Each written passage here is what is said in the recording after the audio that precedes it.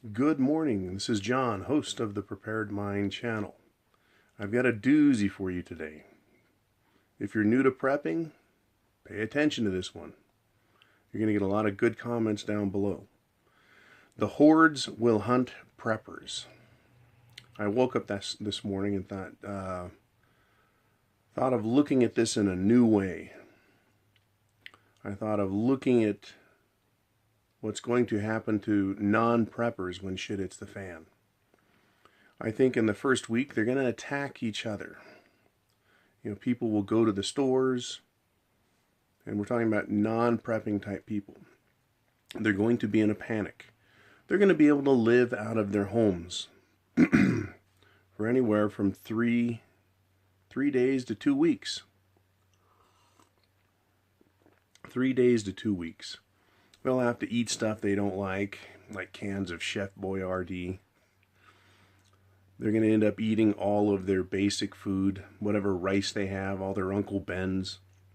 Eat their popcorn, whatever they can get their hands on. And I also believe that very quickly the government, what little there will be of it, will be busy either distributing food or collecting food. And we've discussed this as preppers somewhat. And when I say we have discussed this, either on this channel or other channels, these subjects have all been brought up. But I don't think that hordes hunting preppers has been discussed in the way I'm going to discuss it. We as preppers like to think that we're very careful and cautious for the most part.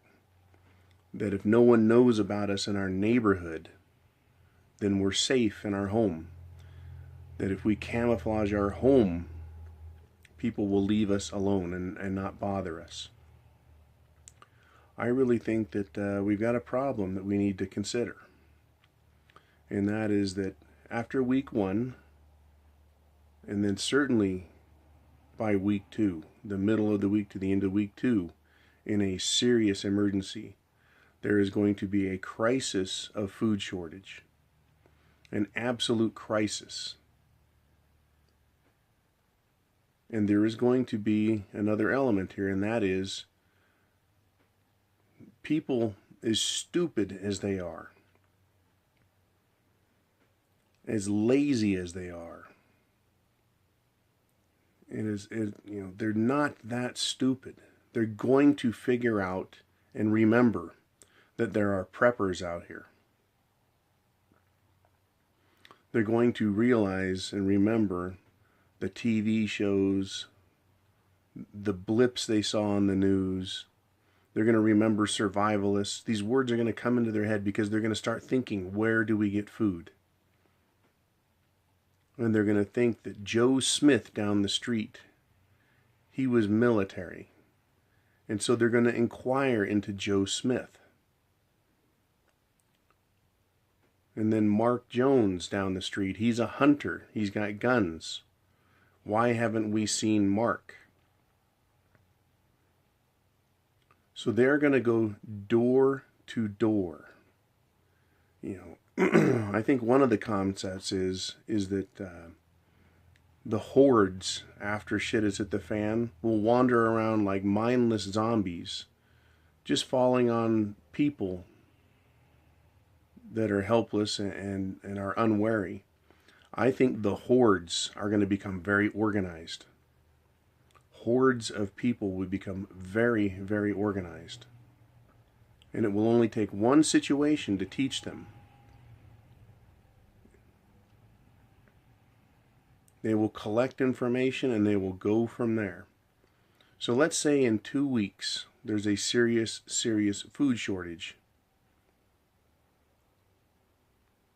And 50 people, say a small community, says we're going to go door to door and search every house.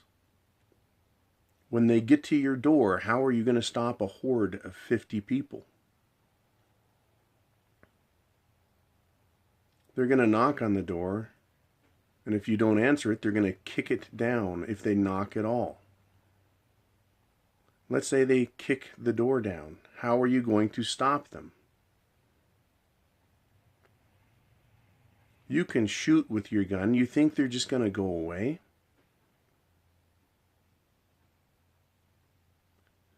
The thing about the hordes is they're also going to have guns. They're going to go door to door and say it's going to be 5 people. Maybe they send out groups, 5 people. You take the left side of the street, you 5 take the right side of the street. Go down, do this entire city block, door to door.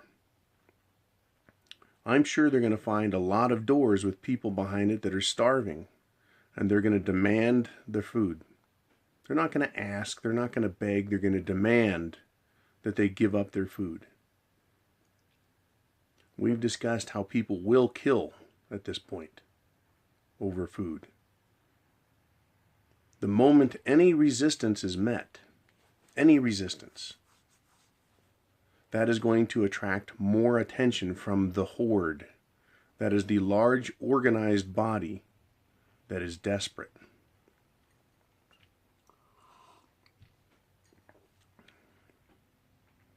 They're not going to be repelled by a gunshot. They're not going to be repelled by several gunshots, several instances of gunfire. That's not going to repel them permanently. The harder you fight, the more they're going to think you have something worth keeping.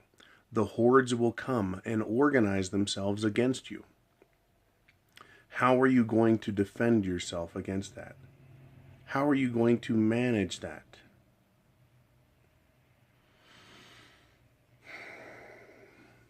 They're not just going to go away.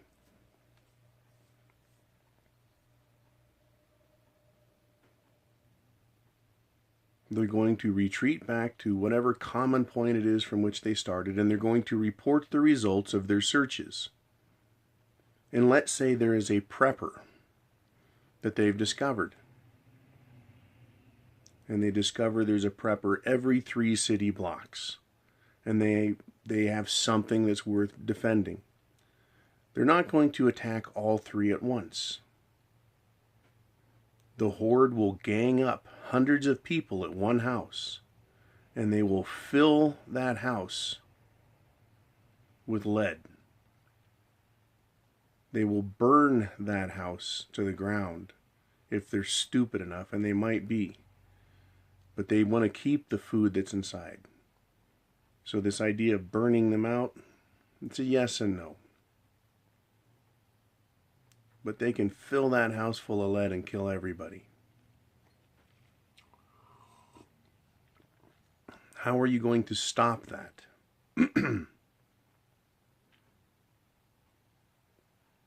How are you going to stop it?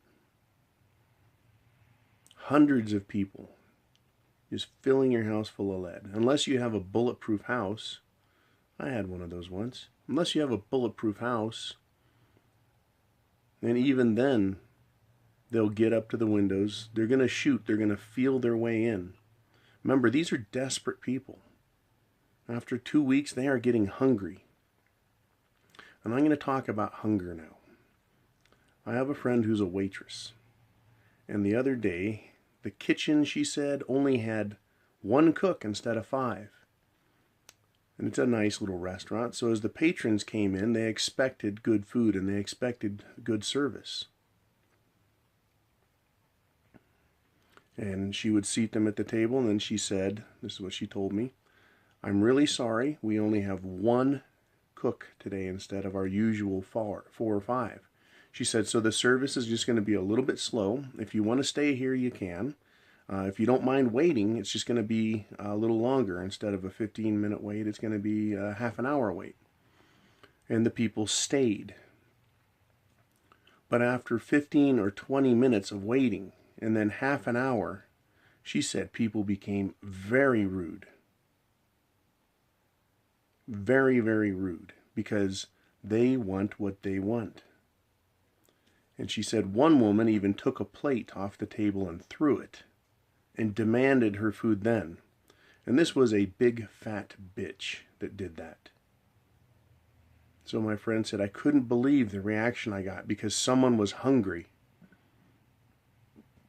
and she wanted her food.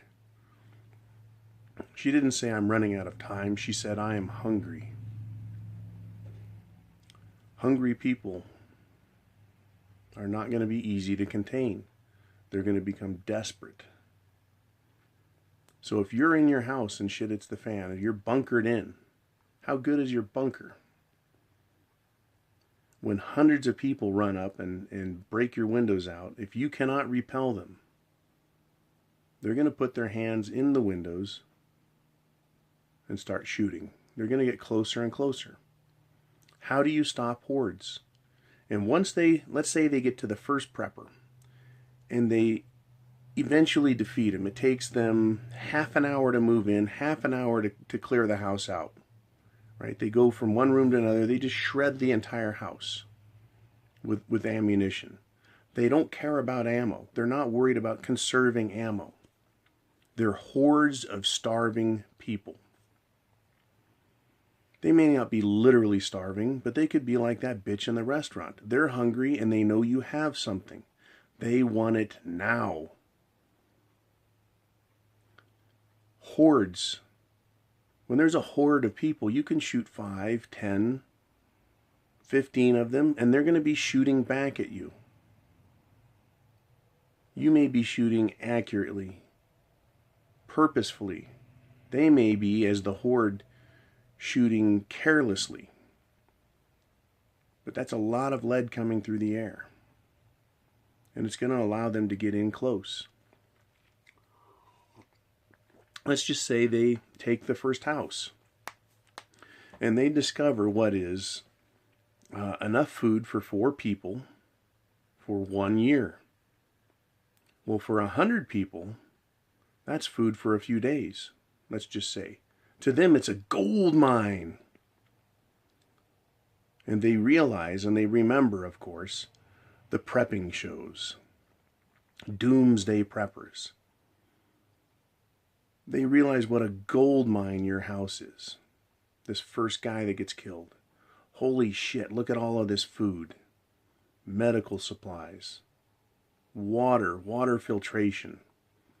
After 2 weeks, some people are getting sick from drinking bad water. They see what a gold mine this first place is. Whatever leadership is involved in this horde, they are going to organize and go block to block. If their little search parties have discovered holdout homes, and they will take them all. One by one, the hordes will overrun these bunker homes, these strongholds of prepared people. I think the number we threw out was 3 in 100, maybe 5 in 100 are preppers, 3% to 5%. They're prepping to some degree. So every 3 city blocks. Now there's going to be some people that are moderately prepared, and there's going to be some people that are wildly prepared with food. The hordes don't know and they don't care. So every other city block, there's someone that they can't get out of their house. So they leave someone to watch them. They go back and they report to the horde master, who organizes an attack party.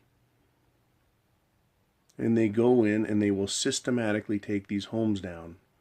Whether you've got just 1 month's supply left or whether you've got 1 year or 5 years. They don't know what you have. They just want it.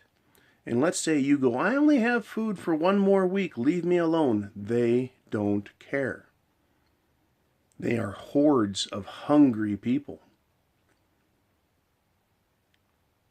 Now, a big part of the problem is, yeah, these hordes are just regular people. They didn't prepare, they didn't care, they're a bunch of grasshoppers, right? They're just going to eat everything in their path. They don't care at that point. Who is going to organize them? I can tell you right now that there's going to be policemen, there are going to be businessmen, there are going to be military that are retired. or active or X, however you want to describe them, that weren't preppers that are going to be good at organizing others and doing situation analysis. It won't take them long to catch up just enough. All they need to know is enough to be able to overrun your house. The hordes. You repel one, they're going to come back. You even deal with someone begging for food. One person, two person, a family begging. They're going to report to the hordes if they receive something from you.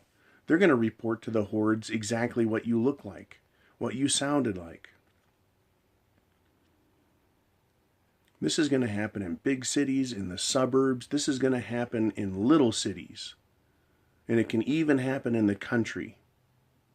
Torches and pitchforks going house to house.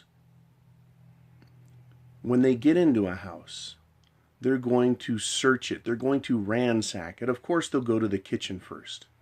Then they'll go to the bedrooms. They're going to look in the closets. They're going to tear houses to pieces. They're going to go into the attic. They'll go under the house if they're intelligent. And they will. Because once they figure it out once, they're not dogs. They're going to communicate with each other. They're going to share that information to make the rest of the horde more successful.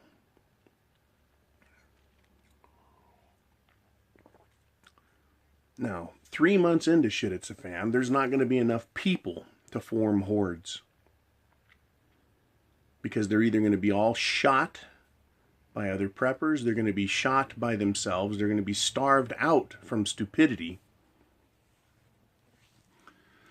or they're going to be dead from disease, from exposure. There's just a number of ways they're all going to die off, in my opinion, by 3 months, with no resupply, no return of a food supply chain. But they will, the hordes are going to come after us, preppers, in a way that is just going to blow your mind when you start really thinking about it. Once again, we can romanticize what we think is going to happen for us. We can romanticize the idea that, we'll put some sandbags up and stand behind it and shoot people down as they try and approach.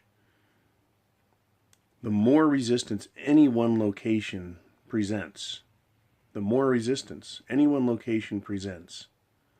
more the hordes will be organized to come after you. So what is your plan? And I'm not going to give this one away. I'm just going to put it out there. What is your plan? You're going to shoot everybody that even gets remotely close? That's going to attract attention. If you don't answer the door within the first 2, and definitely by week 3, the hordes will be out and they'll kick your door in. Where are you going to hide your food that you think they're not going to find it?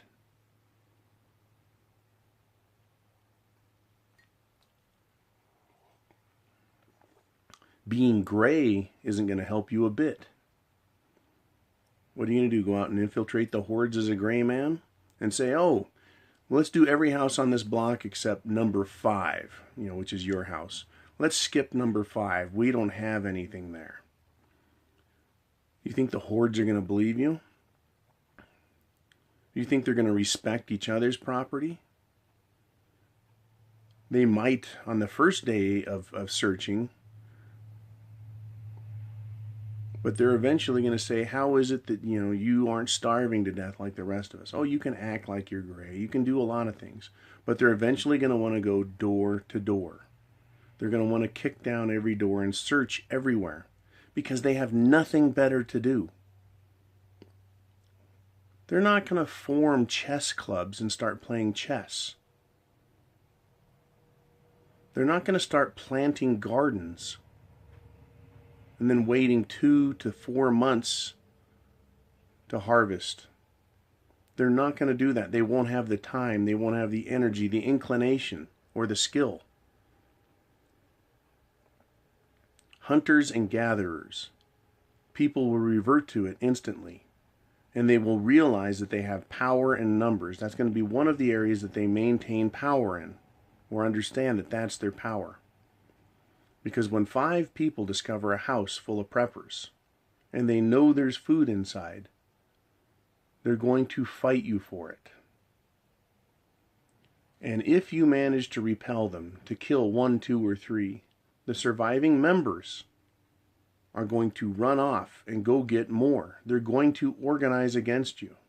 They're going to come for your food. Perhaps this is going to be the fate of many, many, many preppers. Perhaps their fate is going to be a vain attempt in survival. And their fate is going to be to live out the consequences of masses of stupid, ignorant people. What a horrible fate for all of us.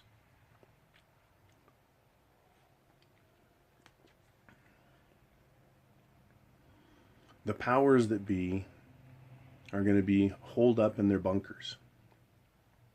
They're going to be well defended. They're going to be well fed. They're going to be waiting for everyone out here to kill off each other. Whether they cause the shit it's the fan scenario or not, they don't care. So I think I've described rather thoroughly what is going to happen to people in cities, in the suburbs, in smaller towns, how preppers are going to be singled out because of their behavior. And they're going to be hunted because they are rich, they are valuable victims for the hordes that will gather. Hordes. We're talking about 50 men, 100 men, 200 men, followed by their women and their children. And taking a prepper stronghold is going to represent food for them. Food for them. That's all they're going to care about.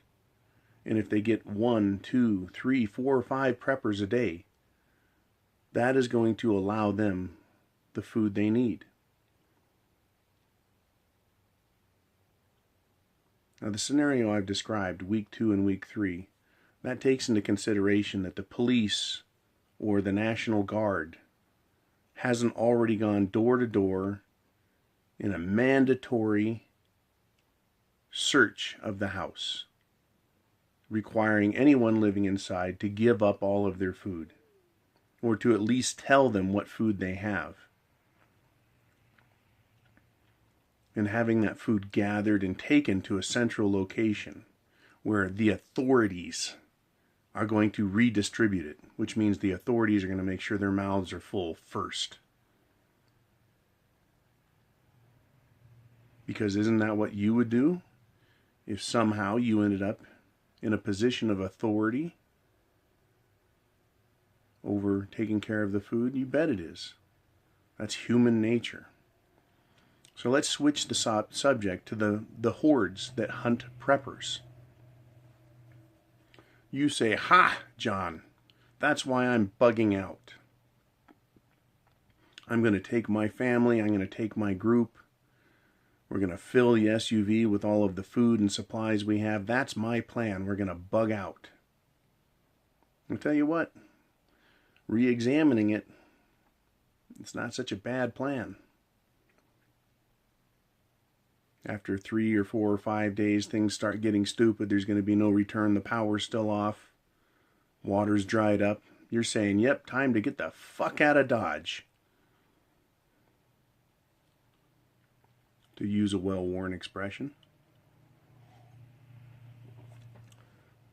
So you and the other preppers that have this similar plan, head to your bug-out locations. After 1 week. After 2 weeks, these hordes of prepper hunters that I've described out in full force. Most of them are doing their city thing, and there's going to be a percentage of them that know that preppers are going to go to the woods, because these people will also be recreationalists. And they'll get the idea in their head that, well, I'm just going to go to the woods and hunt or fish. And they're going to get up there, if they even get that far, and they're going to realize there's no food to hunt and there's no fish to get because everyone else is already getting or gotten them. But they're going to smell your campfires. They're going to smell the food that's cooking. I can't describe to you. Yeah, I can. I'll describe. I'm going to describe to you that fat bitch in the restaurant again that threw a plate and yelled at my friend because she was hungry. When you drive down the street and you smell food, right? I can smell the difference between a Burger King and a Taco Bell. You can smell it. You go, yep, Burger King is near. Ah, there it is, because you smell the food cooking. When you go by a barbecue joint, oh, good God, that smells good. You can smell it. You can smell the sugars caramelizing. You can smell the fat hitting the coals. You can smell it. You know how good that's going to be. And it changes your behavior. You go from performing whatever job you had to wanting that food. You go from whatever you were doing, your mind biochemically changes to go get some of that food. Great for marketing, and shit hits the fan, it's going to be deadly for you. Because those people that are looking for preppers are already hungry. They're already hungry, so they're going to be tuned to their nose. You don't even have to use a campfire. You can use canned heat, sterno, something that doesn't produce smoke. And that food, the smell of food, is going to waft through the air. And the closer people get, the stronger the odor will become, and the more they'll be able to hone in on you. So it's near impossible to be invisible. So these hordes will be hunting preppers in the woods as well. And the moment they think you have something that they want, they're going to demand it. And when you turn them away, they're going to go get more people. And they're going to come back in the form of a horde, a mob. And they're not going to respect you in any way. They're not going to respect your weapons. You will become a target that they need to overcome. The hordes will hunt preppers. And when they get one prepper, they will realize what a good meal that is. I can use an example from nature for this. At my prior residence, my now ex-wife had alpacas.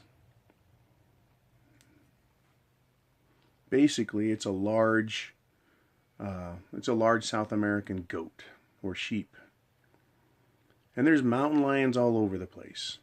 Frickin' cougars all over the mountain. For 10 years, nothing was eaten. Nothing. Just a quarter mile away, a neighbor, quarter mile, half mile, whatever it was, had goats, and the mountain lions came down and decimated their goats. Worse than that, more than 1 in 10 were killed. And then we call the federal trapper out, who comes out and shoots the mountain lion.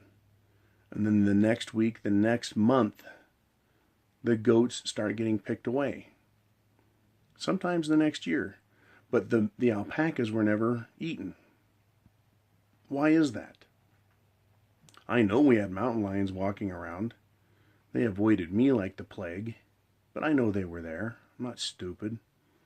I could go up on the hill and find scat, find signs. It's not hard to discover what predators are lurking in your area. But they never ate alpacas because they didn't know how good they taste. because it was different to them. It was foreign to them. The mountain lions looked at them and didn't see them as a food source. That's where I'm going here. The mountain lions did not look at the alpacas as a food source. They went to their normal food source. They learned that goats were tasty, that dogs and cats were tasty. They knew about deer and rabbits. They knew all those. But once they got a taste of alpaca, and they did, eventually they came down and pulled one down. They drug it off up onto the hill. Once they figured that out, it was on. Now somehow, I don't know, the other mountain lions learned from the one mountain lion that that was a good idea, because the trapper came out and killed the one that killed the alpaca. Well, the next year it happened again. And then two, a mother and a yearling. I don't even know what I want to call it. Frickin' cub. It was a pretty big frickin' cub. Two of them hunting. They discovered the alpaca was tasty, so they went after it. The moment the hordes discover that a prepper has what they need, the game is over for all the other preppers.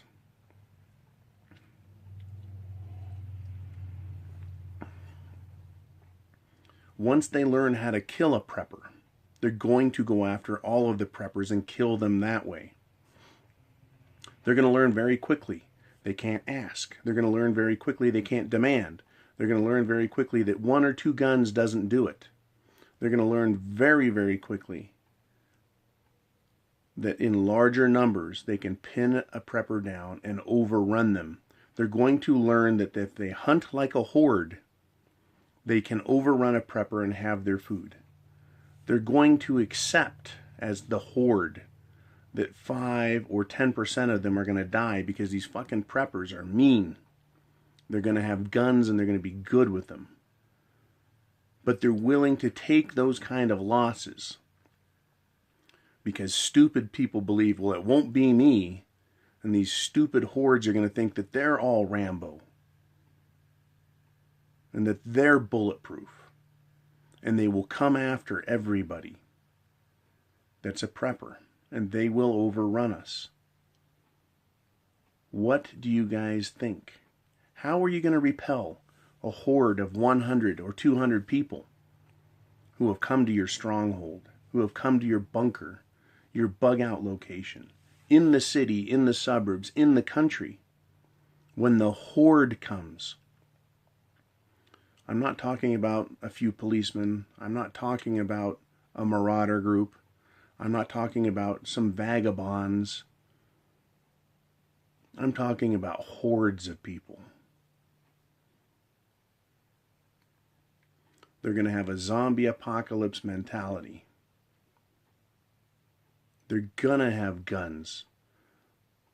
Kind of a bad thing that we have guns in America because the idiots will have them too. What are you going to do? How are you going to defeat the hordes?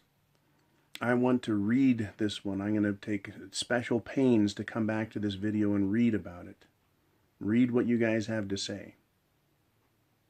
Read what defenses you think will work. What do you think? The hordes will hunt preppers.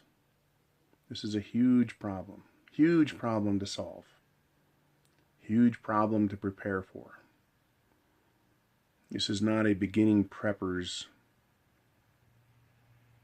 scenario to think about. It's an advanced idea, advanced concept. Hordes. Because it presupposes you are a great prepper and you're well stocked.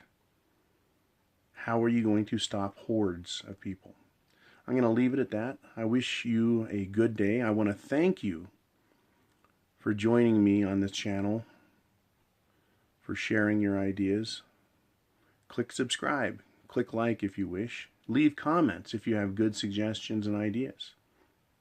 Or leave questions if you have general questions for the rest of the commenters. They're very willing to help. And click the advertisements on the video if you would. That's how I get paid for my time and my effort on this. It helps pay the bills. We all have bills to pay. And that's how I can say thank you, and that's how I can be thanked. Hordes. This is John, host of the Prepared Mind channel, wishing you a good day. Chance favors the prepared mind. Do not neglect yours.